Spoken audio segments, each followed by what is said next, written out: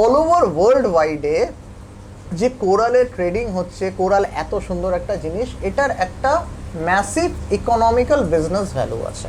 এবার এই live coral পুরো পৃথিবীতে খুব কম সংখ্যক আছে, তাই জন্যে আমাদের ইন্ডিয়া এবং পুরো ওয়ার্ল্ড ওয়াইড একটা ওয়াইল্ড লাইফ প্রোটেকশন অ্যাক্ট করা হয়েছে এই লাইভ কোরালকে বাঁচিয়ে রাখার জন্য। লাইভ কোরাল সমুদ্রের মধ্যে রয়েছে।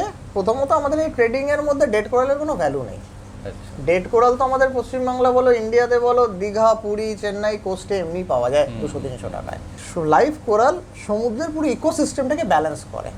মানে জাস্ট পৃথিবীর মধ্যে ল্যান্ডে ফরেস্ট, সমুদ্রে কোরালের ফরেস্ট, একটা বিশাল ডাইভার্সিটি, একটা কোরালের বিশাল বড় ডাইভার্সিটি, বিশাল বড় ইকোসিস্টেম, যেই রিফের ওপরে বেস করে হাজার হাজার মাছ প্রাণী বেঁচে থাকে।